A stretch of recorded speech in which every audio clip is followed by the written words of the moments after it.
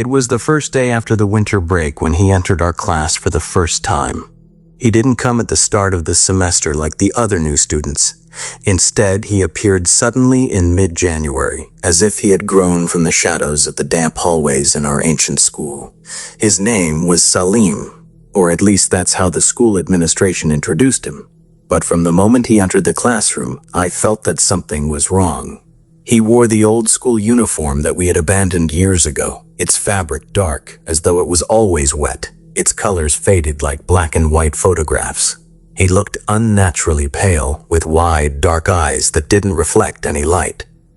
As he walked to his seat at the back of the classroom, we didn't hear his footsteps on the tile, only a faint creak like the rustling of dry leaves. On the third day of his presence, I noticed something strange. During the math class, I saw him staring out of the window for an unusually long time.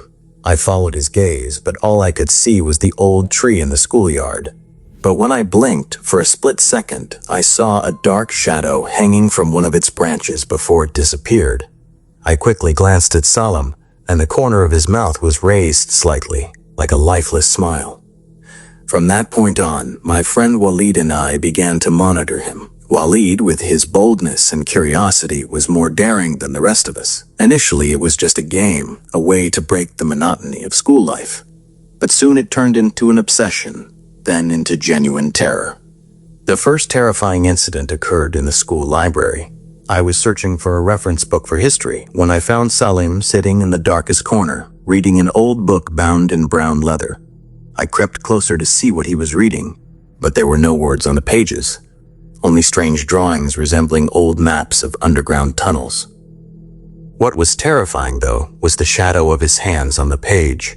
While his hands rested flat on the table, their shadow took the form of long, thin claws.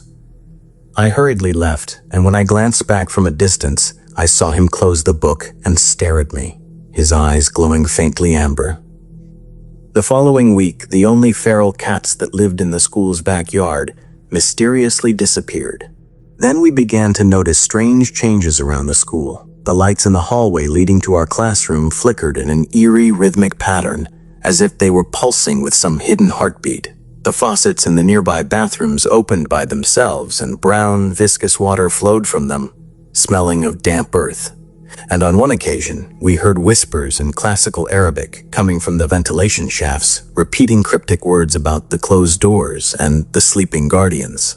Walid, with his insatiable curiosity, decided to follow Salim after school one day. The next day, he returned pale and trembling. He told me that Salim hadn't gone to any house in the neighborhood, but had walked toward the forest surrounding the old school buildings, vanishing among the dense trees. Walid tried to follow him, but found himself back at the school entrance in what seemed like an instant. Though he had walked for hours, his shoes were covered in black mud that smelled like rotting flesh. Then, the changes started to affect us personally. The students who had sat near Salim in class began to complain about identical nightmares. They dreamed of mazes underground, running through damp tunnels while hearing the sound of breathing behind them. One of them, named Khalid, began seeing shadows moving in the corners of his eyes, even during the day. I asked him to draw what he saw, and he produced sketches of complex tunnels with a massive stone door at the end covered in strange engravings. The climax of our terror occurred one night when we decided to stay behind after school, Walid, Khalid, and I, to follow Salim again. We hid in the cleaning supplies closet next to the classroom, waiting for him to leave. But Salim didn't leave with the others. He remained seated at his desk until the sun had set, then slowly stood in the middle of the room. We watched as he raised his hands slowly, and the shadows of the blackboard and desks began to move independently of their bodies, stretching and writhing like living things. Then we heard a rustling from all corners of the room, as if the walls were breathing. Salim's eyes turned yellow, and he began to whisper words we had never heard before, a twisted ancient language that made your ears ache just by hearing it. Suddenly, he turned toward our closet. His cold, lifeless smile returned. "You know," he said in his soft voice, barely audible, "curiosity killed the cat. But sometimes, it opens doors." We bolted from the closet, our feet pounding the floor in silent terror. We ran through the dark hallways, but the school was no longer our school. The hallways were longer. The doors led to the wrong places. We heard light footsteps behind us, neither speeding up nor slowing down, but always drawing nearer. We hid in the chemistry lab and slammed the door behind us. In the dark, we heard whispers filling the halls, speaking about us, calling us names we didn't recognize. Then we saw a thin shadow stop under the door. Salim was standing outside. "Why are you running?" His voice came through the door. "Didn't you want to know my story?" After a long silence, he began to speak. He told us that he wasn't a student, but a guardian of a door that had existed here long before the school was built, before the entire neighborhood. It was a door between our world and other worlds, and it had been sealed shut centuries ago. But the modern school, with its concrete foundations and continuous expansion, had weakened the old seal. Salim, or whatever bore his name, had come to watch, to ensure that the door remained closed. "But your curiosity," he continued, "and your eyes that never tire of watching, began to unravel the seal. You are the ones who made the shadows speak and the hallways stretch. Every look you took was a nail removed from a coffin that was meant to remain sealed." Walid, his voice trembling, asked, "What do you want from us?" "I want you to do what you must," Salim replied. "You've looked at what you should not have. Now, you must help me close what you have opened." He led us to the old, abandoned section of the school, to a stone door in the basement hidden behind shelves filled with old records. On the door were the same engravings Khalid had drawn in his nightmares. Around the door, we saw the shadows moving as if alive, creeping like thick black smoke. Salim gave us pieces of an ancient talisman, fragments of stone inscribed with old Arabic writings. He asked us to place them in specific places around the door while he recited an incantation to seal it. But the shadows were not still. They began to gather, taking on distorted human shapes, stretching their arms toward us out of the darkness. We had to work quickly while Salim, or the guardian, fought those entities. For the first time, we saw him in his true form. A blinding light emanated from his body, driving the shadows away. But he was fading quickly.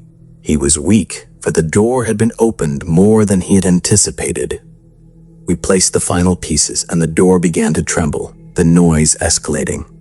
The shadows screamed in a non-human language, trying to stop us. In the critical moment, I saw a long shadow rush toward Khalid. Without thinking, I jumped in front of him. I felt a freezing cold pierce my chest, as though a part of my soul had detached.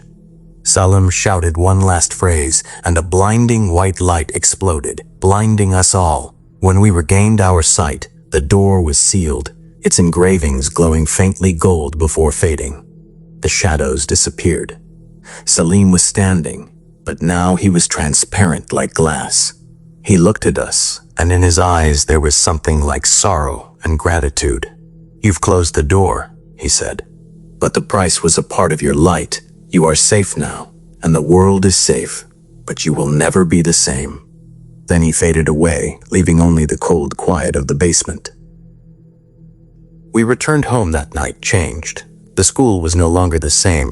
The lights no longer flickered, the water was clean again, and the whispers ceased. Salim disappeared from the school records as if he had never existed. But the three of us knew the truth. Sometimes, when I'm alone in my room at night, I see my shadow move slightly on the wall, not matching my own movements. And sometimes in my dreams, I hear a faint whisper thanking me. But the terrifying thing stopped. We had closed the door. From this terrifying experience, I learned that some secrets are meant to stay buried, and curiosity sometimes isn't worth the cost. But I also learned that true courage isn't about not feeling fear, but about doing what's right, even when your knees are shaking. Salim, the guardian, had sacrificed himself for centuries to protect his world and ours. And we, with a part of our light, helped him complete his task. The school is now quiet. But when I pass by that stone door in the basement, known only to the three of us, I touch the cold engravings and feel the echo.